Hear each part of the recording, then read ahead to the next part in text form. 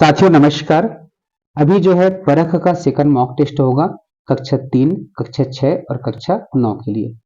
आपको बता दें कि 4 दिसंबर को हमारे छत्तीसगढ़ राज्य में परख का मुख्य परीक्षा होना है।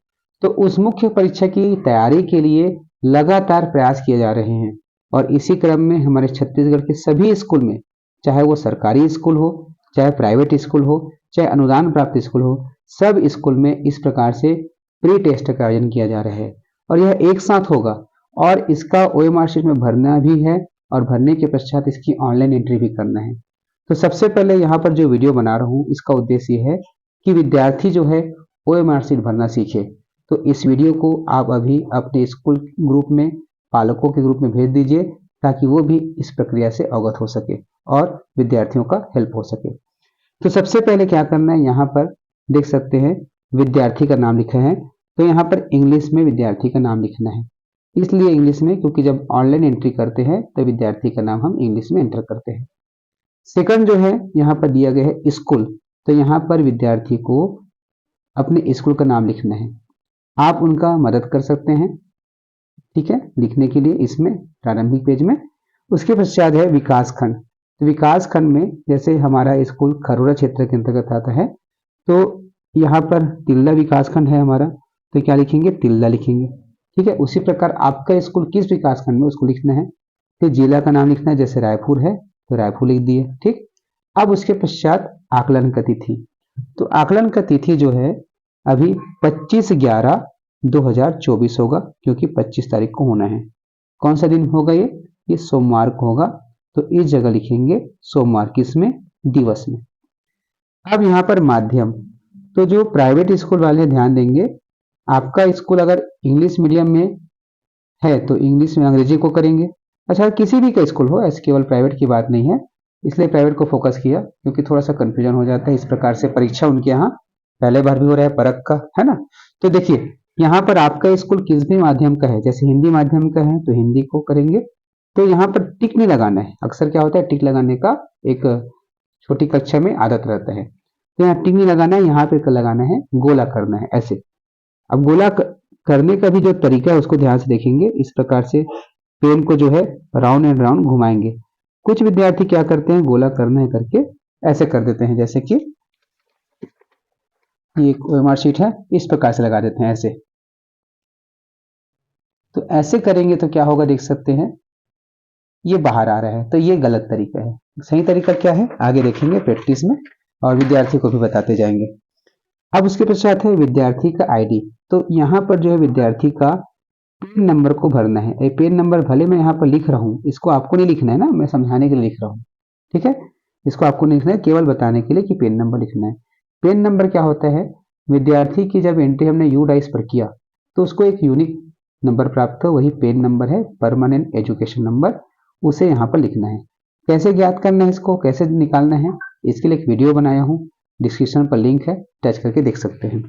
अब है यहाँ पर जिस विद्यार्थी का यह पेपर है वह बालक है तो बालक में इस प्रकार से क्या करेंगे, गोला लगाएंगे, ठीक है।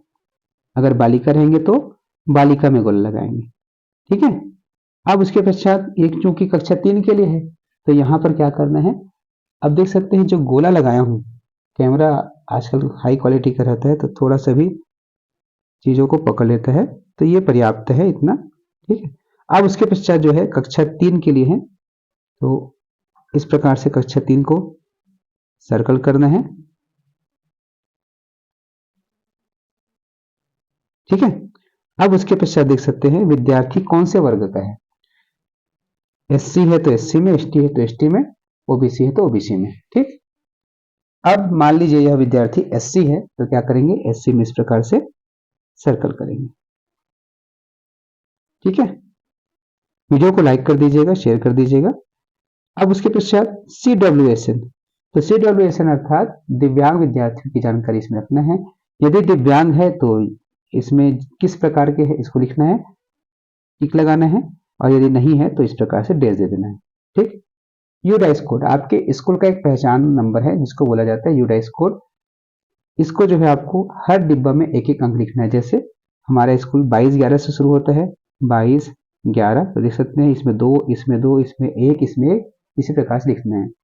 अब यहाँ पर स्कूल, किस प्रकार से स्कूल केवल बालकों के लिए है हमारा, जैसे जो स्कूल यहाँ पे पेपर दिला रहे हैं विद्यार्थी, अगर वो स्कूल केवल बालक के लिए है तो बालक का होगा, केवल बालिका के लिए है तो बालिका, अगर इसमें बालक और बालिका दोनों एक साथ पढ़ रहे हैं तो क्या हो जाएगा, को एड में हो जाएगा। ठीक है, उसके पश्चात एरिया देखेंगे क्या लिखा हुआ है, ग्रामीण या शहरी। तो यदि आपका स्कूल ग्रामीण क्षेत्र के अंतर्गत आता है, ग्राम पंचायत के अंतर्गत आता है, तो यहाँ पर इसको सर्कल करेंगे, अगर शहरी है तो शहरी में करेंगे। हमारा खरोरा शहरी क्षेत्र है तो यहाँ क्या हो गया, शहरी हो जाएगा। ठीक है, उसके पश्चात देख सकते हैं प्रश्न की संख्या दिया गया है, वो कितना है, 45, अर्थात इसमें 45 प्रश्न पूछे जाएंगे परीक्षा में। अब इसके पश्चात स्कूल का प्रकार है, अगर आपका स्कूल प्राइवेट स्कूल है तो निजी शाला में करेंगे, शासकीय स्कूल है तो इस प्रकार से शासकीय में करेंगे। मैं शासकीय को फिल कर रहा हूँ। अगर आपका स्कूल प्राइवेट है तो उसमें कर लीजिएगा, निजी में। केंद्रीय विद्यालय है तो केंद्रीय में करेंगे, सेजेस है तो सेजेस में, पीएम श्री है तो यहाँ पर। ठीक, तो ये प्रारंभिक जानकारी भरा गई। अब जो है क्या करना है, उत्तर को लिखना है। तो देख सकते हैं उत्तर वाला सेक्शन में ओएमआर शीट ध्यान से देखेंगे, मैं थोड़ा बड़ा कर रहा हूँ। हाँ, ठीक है, यहाँ पर प्रश्न क्रमांक 1, 2, 3, 4, 5, 6, 7 ऐसे क्रम से दिया गया है। यहाँ तक 12 है, फिर 24, 36 और ये 45। हर प्रश्न के बाजू में ए बी सी डी और दिया हुआ है। अब इसमें ये कब होगा, जब हम चेक करेंगे सही उत्तर है कि नहीं, तब। इसमें भी कुछ नहीं भरना है परीक्षा के दौरान। अब जैसे कि ये प्रश्न पेपर है ना, तो प्रश्न पेपर में क्या होगा, ये पिछला प्रश्न पेपर है, अभी का नहीं है, अभी का तो परीक्षा दिन पता चलेगा, है ना भाई। तो जैसे क्या हुआ, ये पहला प्रश्न है, तो पहला प्रश्न क्या कहा जा रहा है, जब प्रकाश किसी वस्तु से नहीं टकरा था तो वह कैसे यात्रा करता है। अब विद्यार्थी को लगता है कि इसको उत्तर देना है, उनको लगता है भाई मैं यहाँ पे सही उत्तर नहीं बता रहा हूँ, तो वो इसमें ऐसे टिक लगा देंगे, कोई दिक्कत नहीं, पेपर में लगा सकते हैं। लेकिन ओएमआर शीट में क्या करना है, एक इसमें है। अब यहाँ पर तो प्रश्न में एबीसीडी नहीं लिखा है कहीं पर, तो ध्यान से देखेंगे किस में है, यहाँ पर लिखा हुआ है ए, तो ये सब ए वाला ऑप्शन है, ये बी ऑप्शन है, ये सी ऑप्शन है, ये डी ऑप्शन। तो ये पहला का ए दिया, तो कैसे लगाएंगे, इसमें टिक नहीं लगाना है, इसमें क्या करना है, गोला लगाना है, इस प्रकार से। ठीक है, अब उसके पश्चात जैसे 2-3 उदाहरण बता रहा हूं। कुछ विद्यार्थी ऐसे होते हैं कि किस जानवर के कान बड़े होते हैं, शुरू में बोल दिया ए है, बाद में बोलते हैं अरे मैंने गलत दे दिया, तो इसको गलत कर देते हैं और यहाँ पर देते हैं। ठीक है, प्रश्न पेपर में चल गया, लेकिन इसमें नहीं करना, इसमें भी क्या करना है, प्रश्न 2 का जो है ऑप्शन सी है तो सी को ही देना है, इसमें गलती नहीं करना है। ठीक है, कई जने क्या करते हैं, जैसे अब ये गलत हो गया, समझिए, तीसरा का ए दिया, तीसरा ए देने के बाद उनको लगता है कि नहीं ए नहीं होगा, तो क्या करते हैं, ऐसे क्रॉस कर देते हैं। क्रॉस करने के बाद ऑप्शन डी को दे दिए, तो बोलते हैं कि मैंने तो ए को दिया था, गलती हो गया, तो डी को दिया हो तो डी सही है। तो ऐसा चेक नहीं होता, दोनों को देंगे तो क्या हो जाता है, गलत हो जाता है। इसको उत्तर को चेक नहीं किया जाता, चाहे आप सही भी बनाए रहो, है ना। तो क्या करना है, एक बार में एक प्रश्न का केवल कोई एक ही ऑप्शन को देना है। ठीक है, जैसे चौथा का सी देना है तो चौथा का सी। तो इस प्रकार से क्या करना है, हर प्रश्नों का उत्तर को देना है, 5वां 6वां टोटल जो है धीरे धीरे करके 45 प्रश्नों को। तो ये सब प्रैक्टिस से आता है। तो आप एक काम कीजिए, अगर आप पालक है और आपके पास प्रिंटर है तो इस ओएमआर शीट को मैं डिस्क्रिप्शन पर दे रहा हूँ, आप कम से कम विद्यार्थियों को घर में गोला लगाने का अभ्यास करवाइए। ठीक है, नमस्कार।